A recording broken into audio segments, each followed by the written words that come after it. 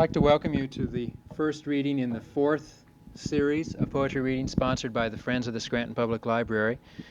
And once again this year we are receiving assistance from the Pennsylvania Council on the Arts.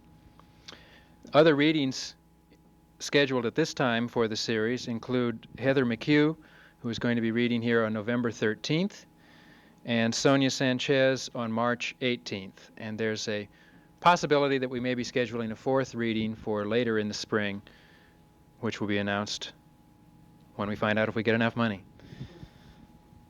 The Pennsylvania Council on the Arts would like us to keep a record of the evening, and there will be of attendance, so there will be a piece of paper passed around.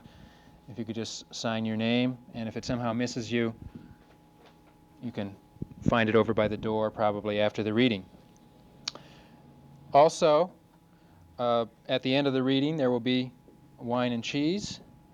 And if you want to stay for a while and talk to Mr. Bell, he would be glad to answer any questions you have. Tonight's reader, Marvin Bell, has come to us from the University of Iowa, where he's a professor in the creative writing program there, which is the oldest and one of the largest creative writing programs in the country. He's the author of many books of poetry, the most recent of which are A Probable Volume of Dreams, and Stars Which See, Stars Which Do Not See, which incidentally we'll have for sale at the end of the reading. And among the many awards that he's received in recent years include the Lamont Award and a Guggenheim Fellowship. And so I think without any further talk from me, I introduce to you Marvin Bell.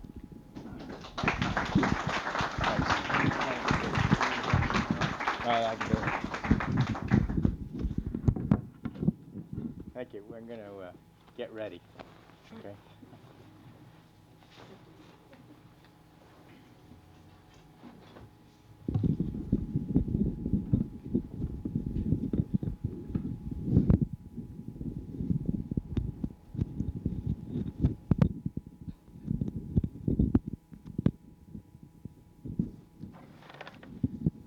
Now we're ready.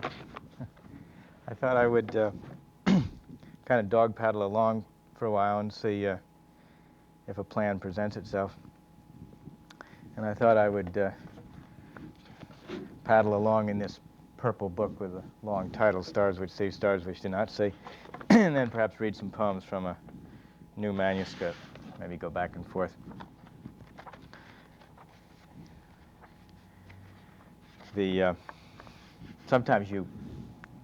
Sometimes those of you who write poetry know when you finish a poem, sometimes you call it poem because you have no other title in mind. I did that with this poem. I called it poem, but for a reason.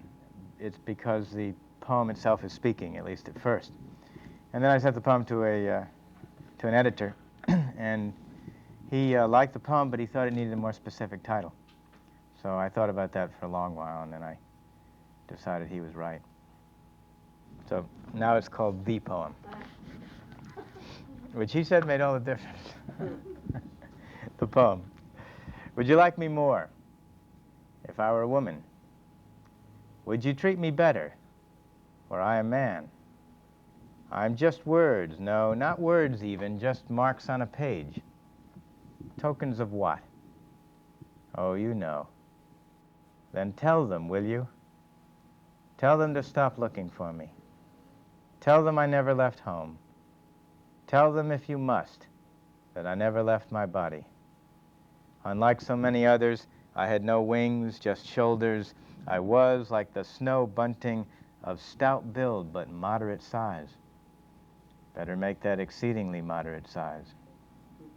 I neither blessed nor cursed, but that the good suffered. And evil closed the books in triumph. I cured no one. When I died, my bones turned to dust, not diamonds. At best, a tooth or two became coal. How long it took? You would have liked me then, had you been alive still. Had you survived the silliness of the self, you would have treated me better. I never lied to you, once I had grown up. When X told you you were wonderful, I said only that you existed.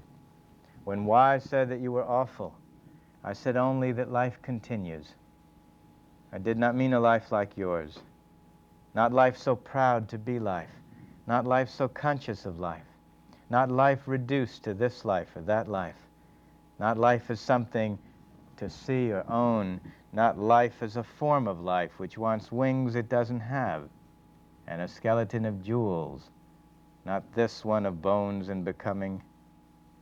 How perfect are my words now, in your absence.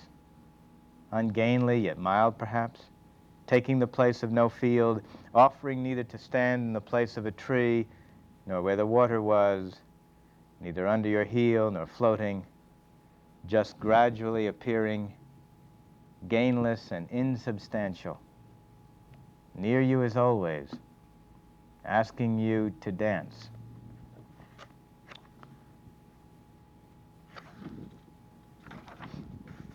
Can you hear me in the back? Okay. Shake your fist at me if you can. Okay? Well, poets are always looking in nature to see whether or not it's a mirror. And among the trees left where I live in Iowa City, after Dutch elm disease had come and gone, is the mulberry. In some parts of the country, the mulberry, I know, doesn't even get to be called a tree. It's just a shrub. But we have to make do. So this is called the self in the mulberry. I wanted to see the self, so I looked at the mulberry. It had no trouble accepting its limits, yet defining and redefining a small area so that any shape was possible, any movement. It stayed put, but was part of all the air. I wanted to be there and not there, like the continually changing, slightly moving mulberry, wild cherry, and particularly the willow. Like the willow, I tried to weep without tears. Like the cherry tree, I tried to be sturdy and productive. Like the mulberry, I tried to keep moving. I couldn't cry right, couldn't stay or go. I kept losing parts of myself like a soft maple. I fell ill, like the elm. That was the end of looking in nature to find a natural self. Let nature think itself not manly enough. Let nature wonder at the mystery of laughter. Let nature hypothesize man's indifference to it. Let nature take a turn at saying what love is.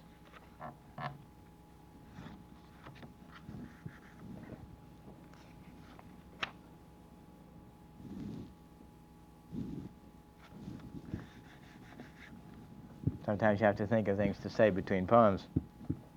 Sometimes you can't. I got to go through Emily Dickinson's house in Amherst, Massachusetts a few years ago. And you probably all know about Emily Dickinson. She was a great poet. She was very reclusive. And as the years went on, she grew more and more reclusive. And finally, she wouldn't see anybody. And furthermore, she took to wearing only white. She would only wear white.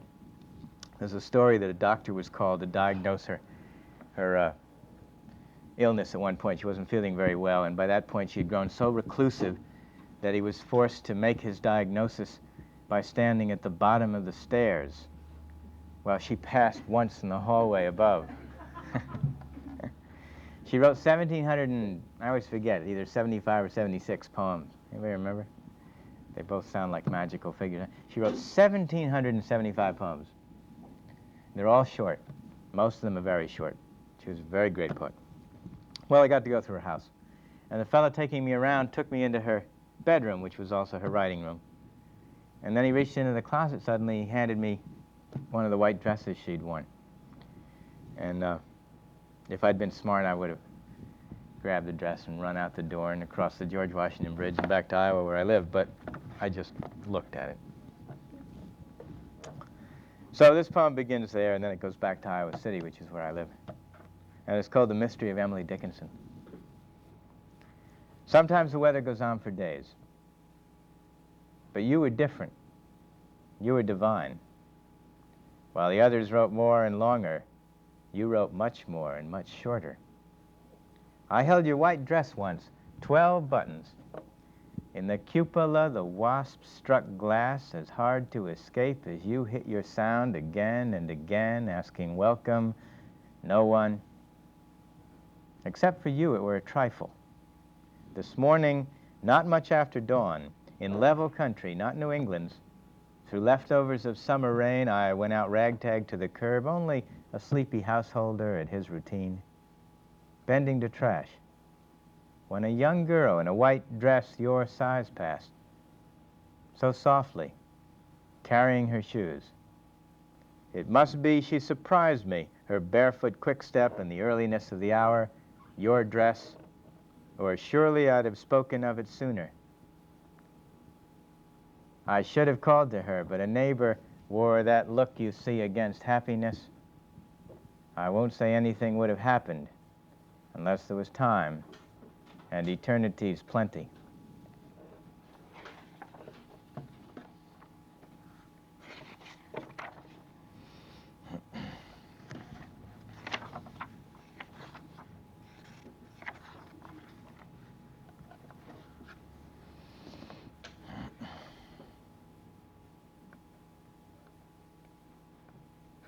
Well, a house came with the house when we bought the house. Where we live in Iowa City, we bought a house in 1968. We still live in it, and another house came with it, a one-room house out back. Just a little tiny thing, really. And the neighbors used to use, the kids in the neighborhood, rather, used to use it as a playhouse, and so I sort of traded them the hill for sledding and took the house back over and made it into a writing studio, and I have some plants out there. And one of them is planted in a pot that's cracked. So when I water it, after a while, of course, the water comes snaking out through the crack. And that seems a very small place from which to begin a poem, I know. But the point of this poem is probably that it's just such a small place from which all our poems begin. And I think of the poem as a kind of charm for myself. So I called it Trinket. I love watching the water ooze through the crack in the fern pot. It's a small thing that slows time and steadies and gives me ideas of becoming, having nothing to do with ambition or even reaching. It isn't necessary at such times to describe this. It's no image for mean keeping. It's no thing that small, but presence. Other men look at the ocean, and I do too, though it is too many presences for any to absorb. It's this other, a little water, used, appearing slowly around the sounds of oxygen and small frictions, that gives the self, the notion of the self, one is always losing, until these tiny embodiments, small enough to contain it.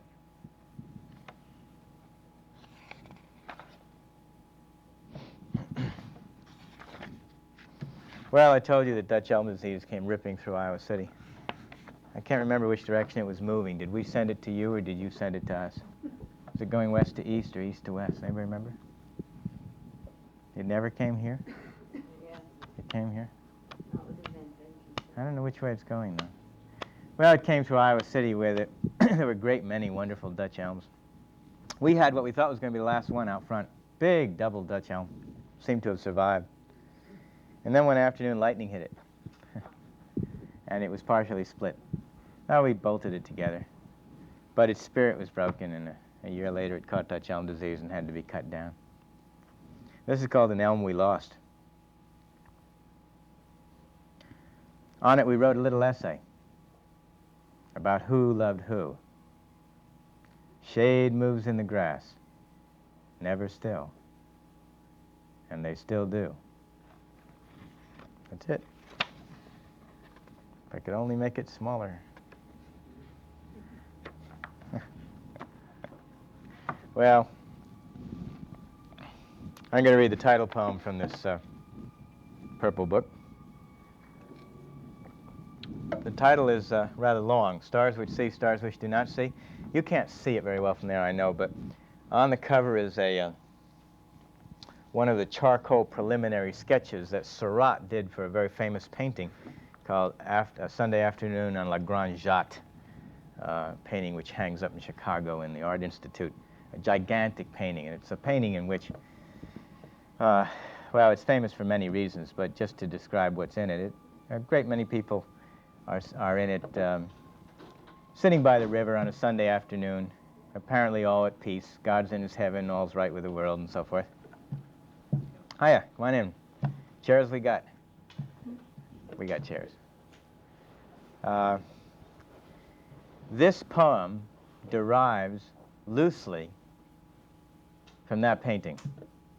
And if I don't say loosely, somebody who knows the painting will catch me immediately because I changed one detail. So this poem derives loosely from that famous painting by Seurat. It's called Stars Which See, Stars Which Do Not See. They sat by the water. The fine women had large breasts, tightly checked. At each point, at every moment, they seemed happy by the water. The women wore hats like umbrellas or carried umbrellas shaped like hats. The men wore no hats, and the water, which wore no hats, had that well-known mirror finish which tempts sailors. Although the men and women seemed at rest, they were looking toward the river, and some way out into it, but not beyond. The scene was one of hearts and flowers, though this may be unfair. Nevertheless, it was probable that the Seine had hurt them, that they were taken back by its beauty, to where a slight breeze broke the mirror, and then its promise, but never the water.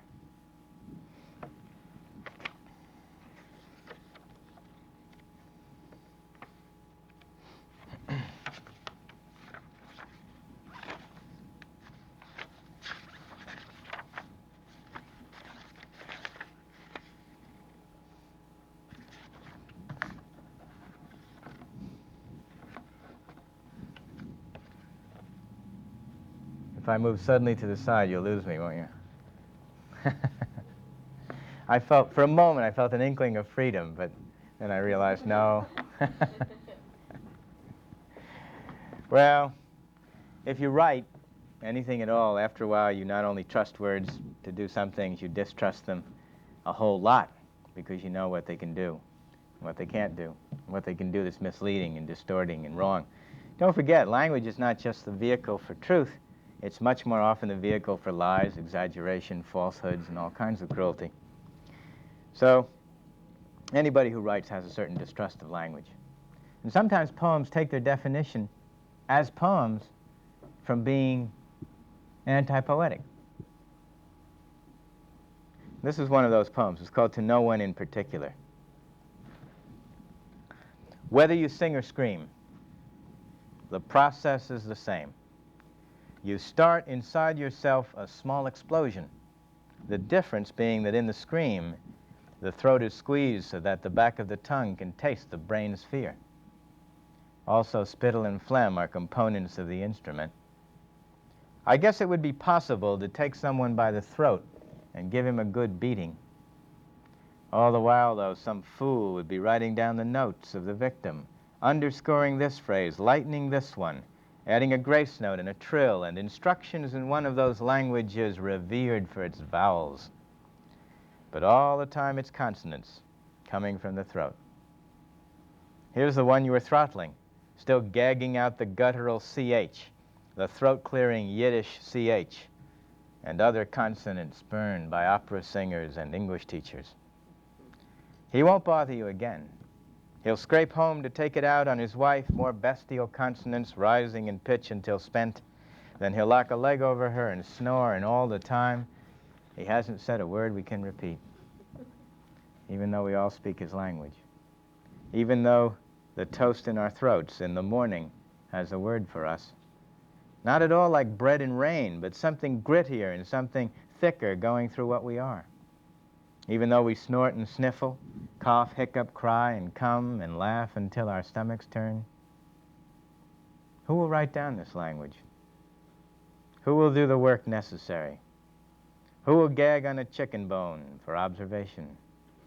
Who will breathe perfectly underwater? Whose slow murder will disprove for all time an alphabet meant to make sense? Listen. I speak to you in one tongue, but every moment that ever mattered to me occurred in another language, starting with my first word, to no one in particular.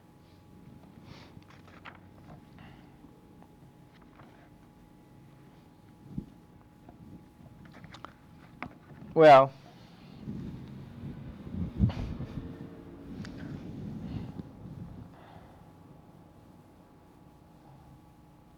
I'm going to read a poem called Acceptance Speech. It sounds just like a speech at the beginning. And sometimes, I teach, as you've been told by David Elliott, I teach at the University of Iowa. And most of the time I like teaching quite a lot. But as you also probably know, institutions like colleges sometimes walk and talk by themselves. And there's part of that feeling in here. There's also something else, and that is that, we like to think, at a certain point in our lives anyway, we like to think that anything good that has happened to us has happened because we were diligent and Sure, come on in. We like to think that anything good that's happened to us has happened to us because we were diligent or smart or good-looking or athletic or talented or whatever. But the truth is that a large part of it is dumb luck. I come from a town, although I've been in, I went to several colleges and did all that sort of thing. I come from a town where people don't go to college. Still don't. And I do think a lot of their future and my future was a result of luck and lack of luck. So that's part of this poem. It mentions Brady and Gardner. They were the great Civil War photographers. Actually, Gardner did many of the photographs for which Brady gets credit, because in those days, the boss got all the credit, and Gardner was working for Brady. And that's all you need to know. It's called Acceptance Speech, and it's not nearly as complicated as I just made it sound. My friends, I am amazed to be professor in a university 7 times larger than my hometown. That's true, by the way. And all because I went away. Meanwhile, the roots of the ivy just went on crawling in the dirt and the dark. The light that was Brady's and Gardner's during our Civil War became the blaze in Southeast Asia. And soon everywhere men lay down without their women, which is what can happen when people like me leave home hoping to be promoted and end up promoted to the rank of captain and discharged honorably just before whatever new war we should always have known was always coming. Out of torn pockets and salt, from needles and patches of flowers, out of torn pockets, out of places for lost birds, night fog and a dying moon, from the work we do, yea, death being what we don't do. So to be at work, offending death, which others welcomed, who left home too, and know differently, seems to me half of a famous story I have never read, even in school.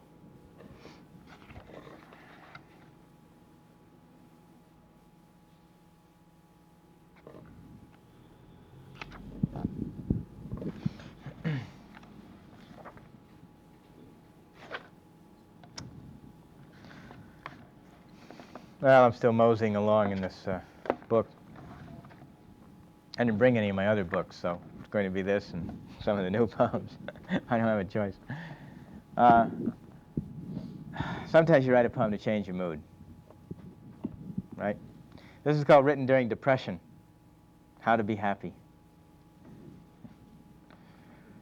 To be happy, a man must love death and failure.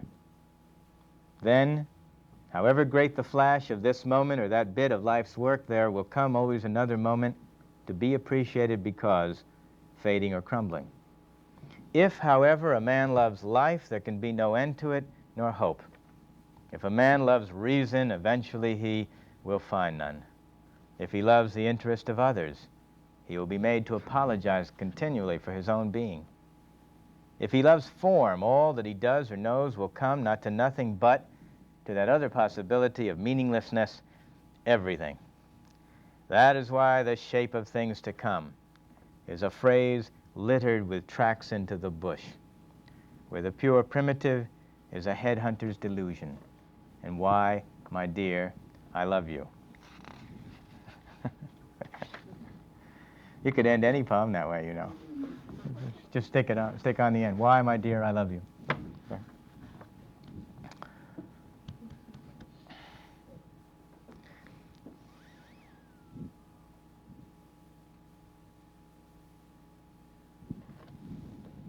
Sometimes writers mention other writers in their poems.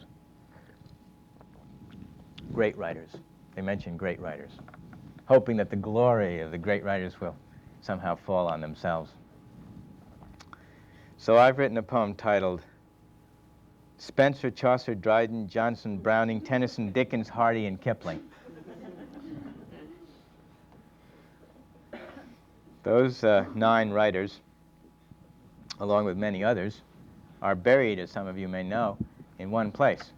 They're all buried in a place called Poets' Corner, which is part of Westminster Abbey in London.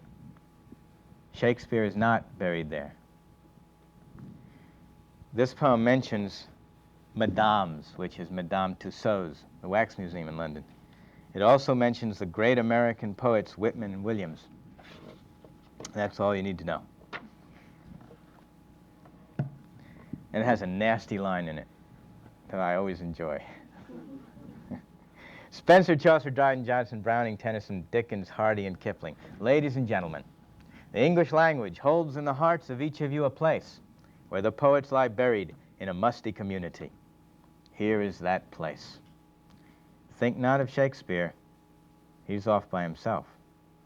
That's what he gets for a girl at court and a wife in the suburbs and talking so common. He had to go home. London's no bargain for those who remain. We came in the rain and left it to rain. Madame's wax faces perfect and the Commonwealth compounding ruin. Don't anybody bury Whitman and Williams, and 7 is American in one stony corner, and the rest of us neither. Death is no anthology or a cough in the audience. We all know how many times a critic reads a book. Less than once. So if we have to be buried alive, let those who always know better look for us one at a time in the ground gone over.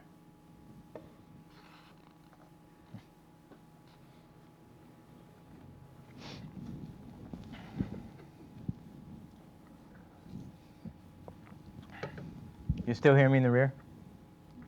Would you rather you couldn't? Well, the title of this poem is also the first line. It's called Gradually It Occurs to Us. Gradually it occurs to us that none of it was necessary. Not the heavy proclaiming, the sweat and length of our love when together we thought at the end, nor the care we gave your dress, smoothing it as we would the sky, nor the inevitable envelope of this is the time we always knew would come and goodbye. All that was ever needed was all that we had to offer, and we have had it all. I have your absence, and have left myself inside you. Now when you come back to me, or I to you, don't give it a thought. This time when first we fall into bed, we won't know who we are, or where, or what is going to happen to us. Time is memory. We have the time.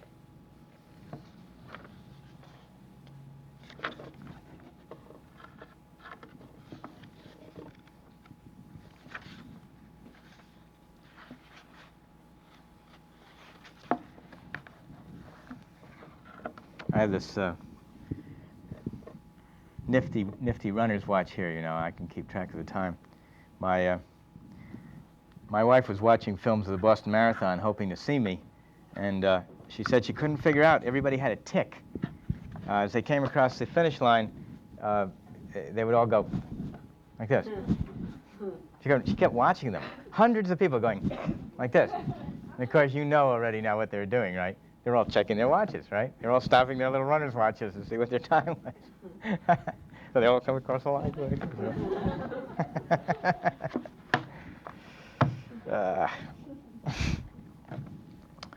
Well, I drove them away with that line. Oh, thank you. That's a good idea. That's great. I thought I was going to get to use a line. There's a wonderful novelist named Stanley Elkin. Anybody ever read anything by him? If you can, you might want to get a hold of any of his novels. He's absolutely wonderful. He's serious, and he's also very funny, hilarious. Well, he's a very funny man in general. And up at the Breadloaf Writers Conference, which goes on in August in Vermont for 12 days every year, there comes a time when giant workshops take place. And there are a great many people in the room, even though there's a core who belong to that teacher who's running the workshop. But they're arranged in such a way that all kinds of people come in. There may be 100 people in the room. And of course, they're all not going to stay. They're not all interested. So Stanley said he figured out that it usually takes about 12 minutes before the first person leaves. And so this year he had a plan. So he was sitting there. Stanley has MS. And so he sits down. He's got some crutches and so forth. He's in a state of arrest. And then he was sitting there, and finally, after about 12 minutes, of course, somebody got up to leave. They got up way over there, and Stanley stopped talking. He had this plan, you see. And he let the guy walk all the way across, and the guy's trying not to step on people's feet, and, trying to excuse me and so forth. He lets the guy get all the way across the room. And he lets him get his hand on the doorknob, and he lets him open the door, and he lets him take a step into the hallway, and then he yells after him. He says, "How do you like me so far, fella?"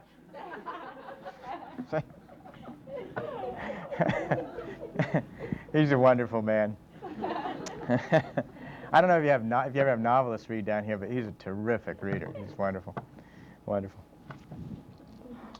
Well, sometimes you find things to say that have nothing to do with the poems, between poems. I always wanted to write poems about which there'd be nothing more to say. And so I sometimes do have trouble figuring out things to say between them. Since I read that other love poem, I think I'll read this one, too. It has a long title. The title's longer than the poem, almost. The title is, "Whatever we were going to tell each other won't mean as much." You were brushing your hair. Interminably, you brushed your soft hair. How could you know what it was doing to me? You knew. You kept brushing your hair. I watched, I turned away, hearing the sound of your hairbrush soften as your hair found its place, very like the sound of a rough hand on a dress. How could you know I went on listening? You knew. Even when you were finished, you kept on brushing. Even when it was over, you kept on brushing. You knew. You knew.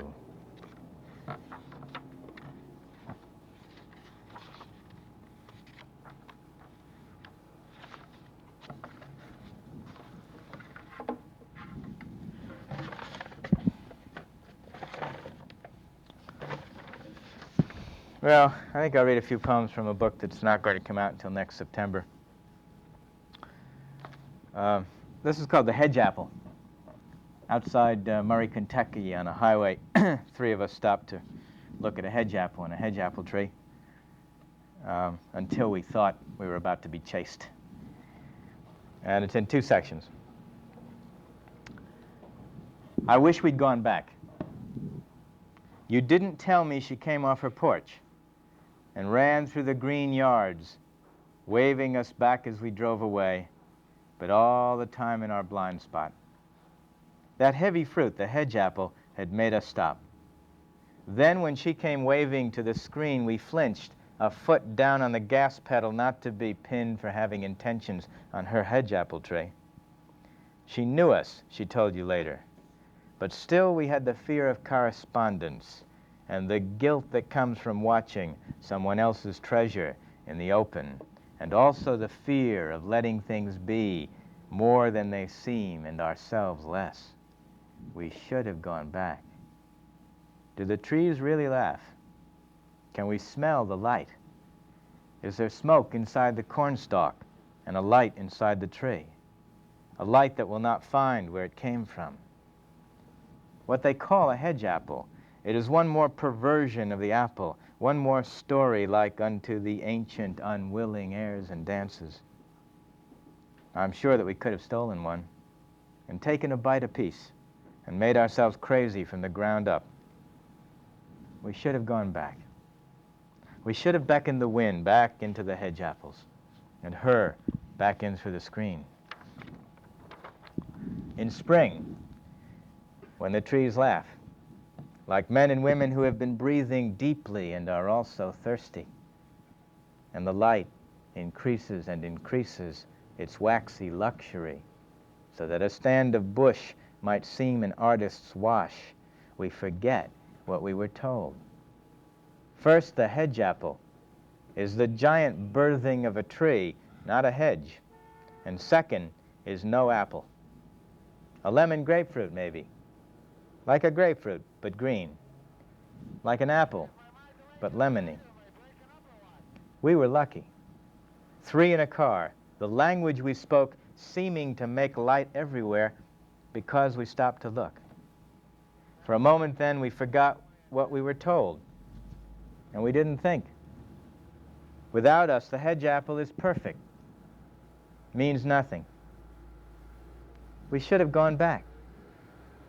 I am sure now she was watching us from the beginning, and the whole time, too. We thought we didn't take her hedge apple. We should have given it back. So, here.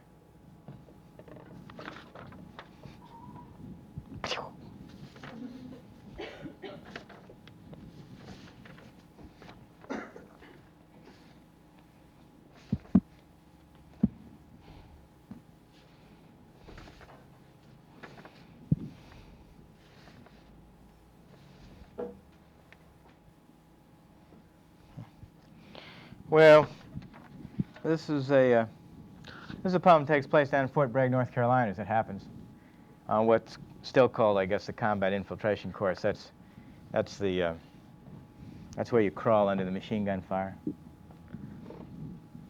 And at Fort Bragg in the summer, it's very hot, very hot. So one gets cool any way one can.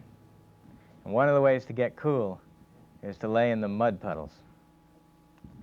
This takes place on that course. The title is He Said To. It runs right into the poem. He said to crawl toward the machine guns, except to freeze for explosions and flares. It was still 90 degrees at night in North Carolina, August, rain and all. The tracer bullets wanted our asses, which we swore to keep down, and the highlight of this preposterous exercise was finding myself in mud and water during flares. I hurried in the darkness, over things and under things, to reach the next black pool in time, and once I lay in the cool salve that so suited all I had become for 2 light-ups of the sky. I took one inside and one face of 2 watches I ruined doing things like that, and made a watch that works. From the combat infiltration course and common sense, I made a man to survive the army, which means that I made a man to survive being a man.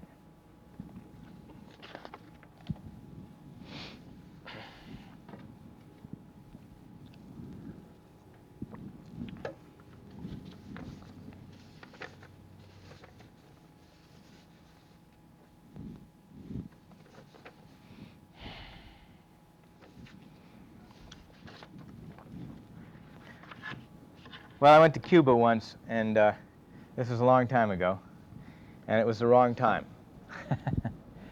It was really the wrong time. Now, many of you are probably too young to remember, so I'm going to have to explain that a dictator named Batista was then in power. And there was someone up in the mountains named Castro, but he hadn't come down yet. Not from the mountains, not into Havana. He hadn't come down yet when I arrived. But he was on his way, and I didn't know it.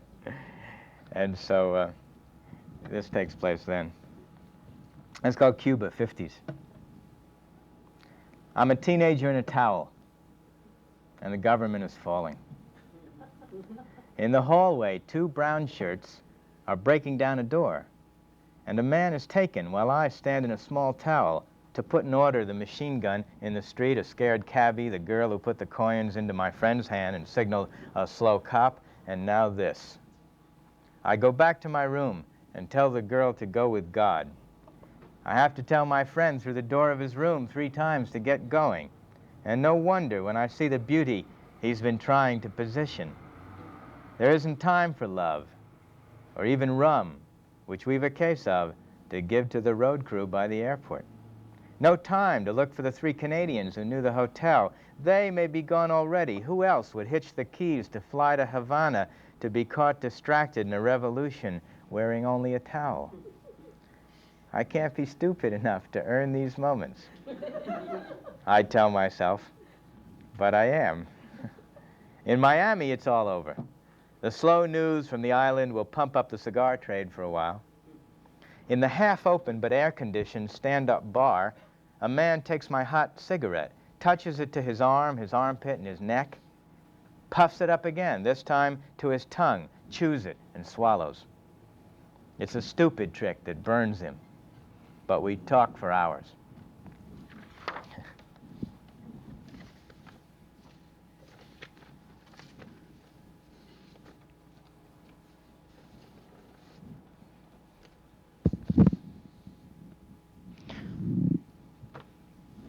Is there a course at Keystone in which some of the Odyssey is read?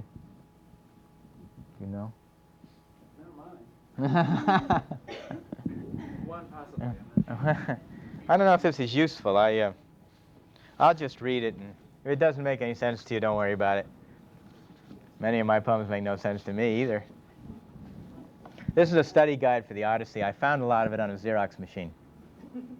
And if you were reading the Odyssey, all about Odysseus and his wanderings, and you remember, sure, you all know about the Odyssey, whether you've actually read it or not. You remember Penelope was home, and all the suitors were all over the place, wanting the desirable Penelope who was waiting for Odysseus or Ulysses.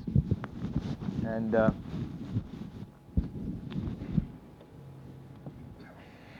that's what it's about. Anyway, if you can answer these questions, you'll be ready for the exam. This sounds just like all those college outline series study guides you ever saw. It's in 3 short parts. Study guide for the Odyssey. Briefly, and they always begin that way. They say briefly, and then they ask you to do the impossible, right? Briefly, in 10 years, what happened? Before the story begins. What does Odyssey mean? Identify Scylla and Charybdis. Is this an epic? Why 10 years of war, 3 of adventure, and 7 with Calypso? Is this an epic? Aristotle, the romantic is wonderful rather than probable. 2. Is there usually a feast or two? A hero upon whom, etc.? A plea to the muse for help? Does Penelope handle her suitors? What is an epithet? Who lied, Odysseus or Homer? Do we admire a trickster? Is it hot where you lie reading, and are you aroused? What does form imitate, and how? Are you still beautiful? Do you know a figure of speech when you meet one? Is it too far to you by now? Is not this an epic in which you have been lost? Is Penelope so unlike Odysseus? No. Okay, let's see how we're doing here. I have a plan. My plan is to ad-lib. Tell you what, here's a rather heavy poem, but we'll do it anyway, okay? This contains the most interesting name I ever came across. It's in 4 short parts, and it's called Someone Is Probably Dead. I already knew the secrets of light before the snow. It's the little light snowflakes, the dust, not the pancakes that make me crazy. It's the little ones that make a blanket of my coat and shut out the stars and a chance to think. Sometimes there can be a blizzard where I stand and nowhere else. It's the same when a bright sun in a hard sky makes the plants in the window fuller. I take it personally.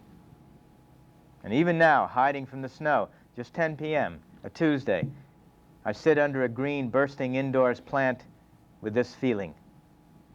The plant surviving nights I forgot to give it heat, waterless weeks, and a rough way of doing business with it, all the time in its own way, picking off the red hairs of sunlight and turning out succulent leaves that look like skin on thick thumbs or something worse, guts maybe, manages, doesn't pilfer or make everyone around it miserable, against the day it will be picked up by one limp wing and thrown down into the fly-infested trash.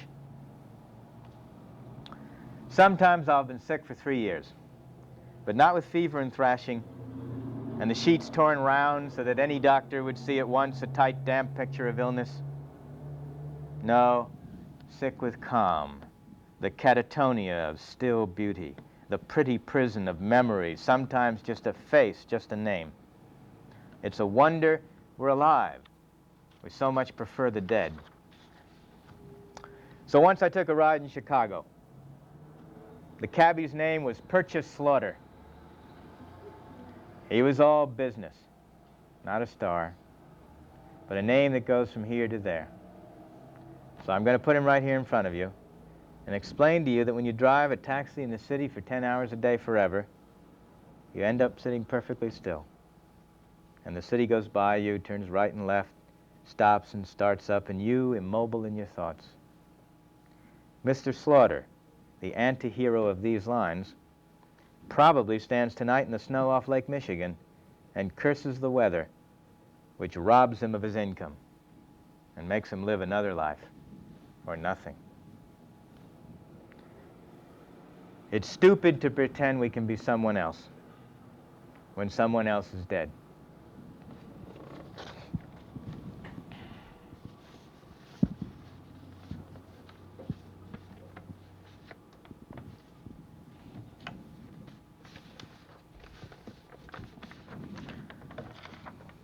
Okay.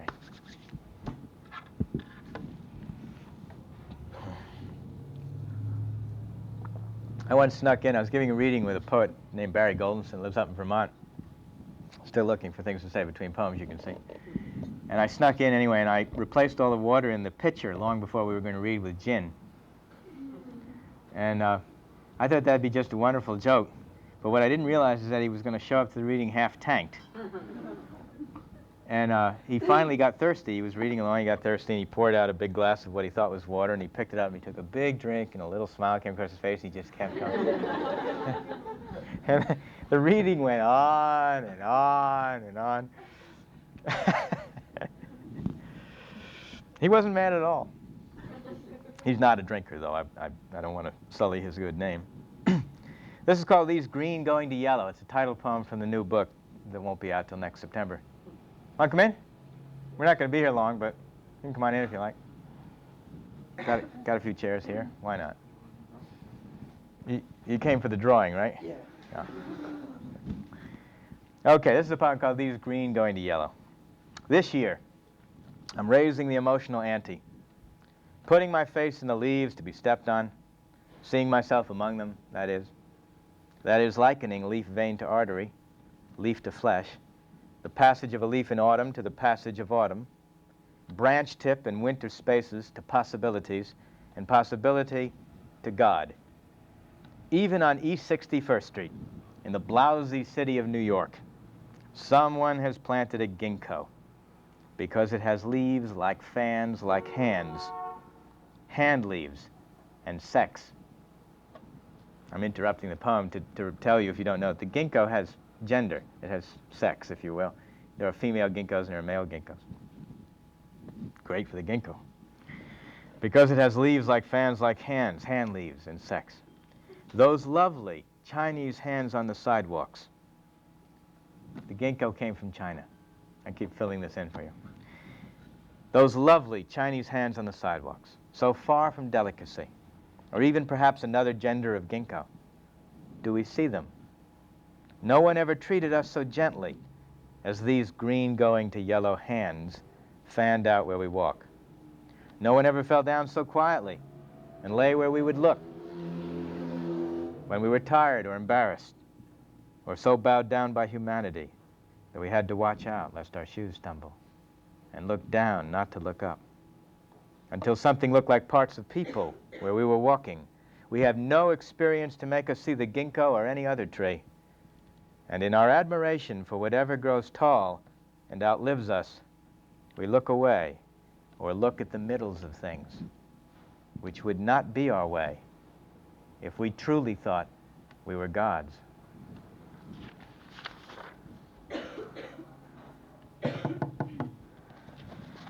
Okay.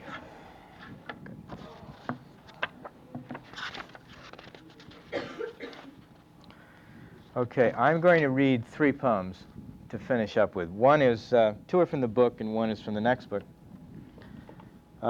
First, a poem called, well, I'll read the poem from the new book first. This is called To an Adolescent Weeping Willow. And the weeping willow is, in fact, in the corner of my yard. Probably I need mention nothing to explain the poem, but just in case, my father ran a small 5 and 10 out on Long Island, halfway out on the South Shore, on eastern Long Island. To an Adolescent Weeping Willow. I don't know what you think you're doing, sweeping the ground. You do it so easily, backhanded, forehanded. You hardly bend. Really, you sway. What can it mean when a thing is so easy? I threw dirt on my father's floor. Not dirt, but a chopped green dirt which picked up dirt. I pushed the push broom. I oiled the wooden floor of the store. He bent over and lifted the coal into the coal stove. With the back of the shovel, he came down on the rat just topping the bin and into the fire. What do you think? Did he sway? Did he kiss a rock for luck? Did he soak up water and climb into light and turn and turn? Did he weep and weep in the yard? Yes, I think he did. Yes, now I think he did. So, Willow, you come sweep my floor. I have no store. I have a yard, a big yard. I have a song to weep. I have a cry. You who rose up from the dirt, because I put you there, and like to walk my head in under your earliest feathery branches, what can it mean when a thing is so easy? It means you are a boy.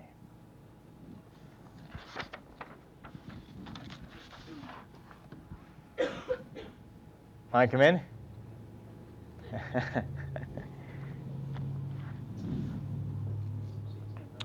Okay, I'm going to finish up with 2 poems from this purple book I've been reading from. One is called To Dorothy. That's my wife. And I thought I'd say it that way this time, because usually I read this poem and I say, this is a poem to my wife, and it's called To Dorothy. And having said that many times, I'm filled with a sense of absurdity, because if it is to my wife, it had better be called To Dorothy, right? So this is To Dorothy, and it's a poem I wrote to my wife.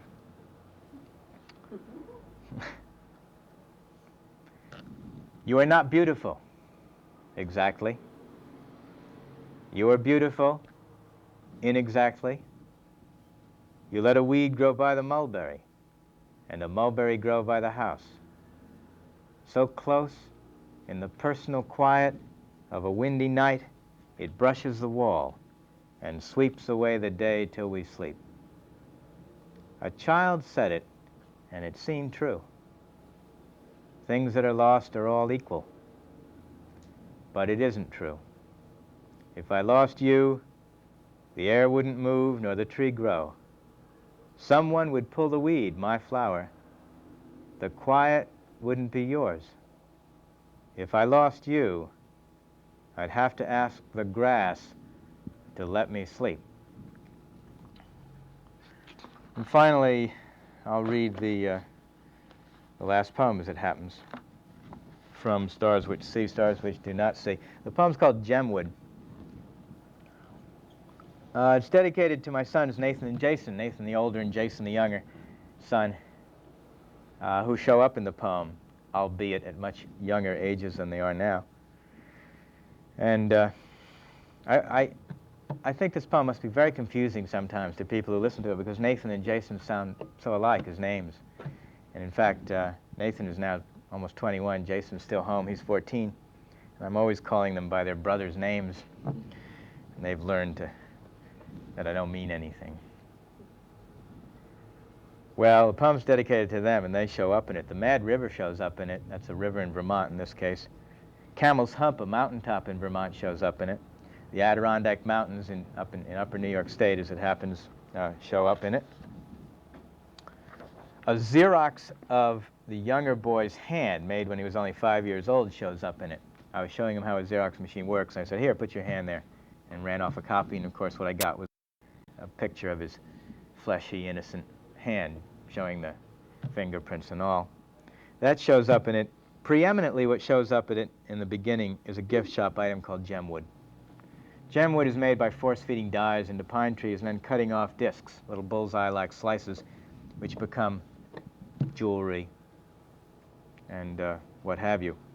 I think I wanted to write a rude dismissal of what I took to be a real violation of nature, but then the poem wandered around and I let it go wherever it was going to go.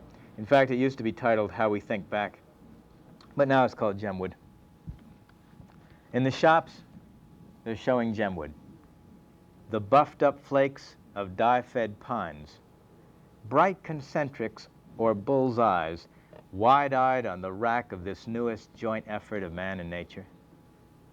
But then, those lifelines circling each target chip of gemwood look less like eyes, yours or mine, when we have watched a while. They are more like the whorls at the tips of our fingers, which no one can copy. Even on the photocopy Jason made of his upraised hands, palms down, to the machine, they do not appear. His hands at 5 years old. Why did we want to copy them? And why does the gray yet clear print make me sad? That summer, the Mad River followed us through Vermont, a lusher state than our own. A thunderous matinee of late snows, and then the peak at Camel's Hump was bleached.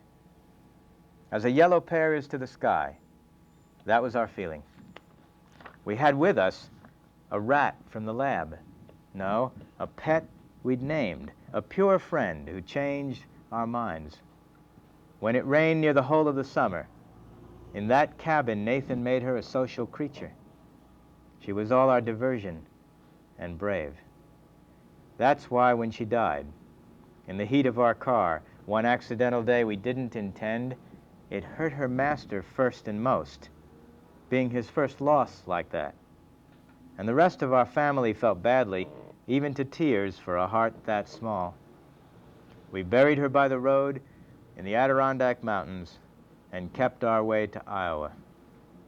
Now it seems to me the heart must enlarge to hold the losses we have ahead of us.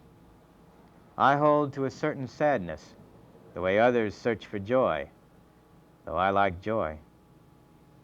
Home sunlight cleared the air, and all the greens of consequence. Still, when it ends, we won't remember that it ended. If parents must receive the sobbing, that is nothing when put next to the last crucial fact of who is doing the crying. Thank you very much.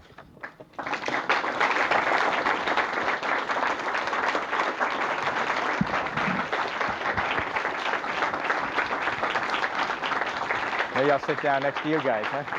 Thank you.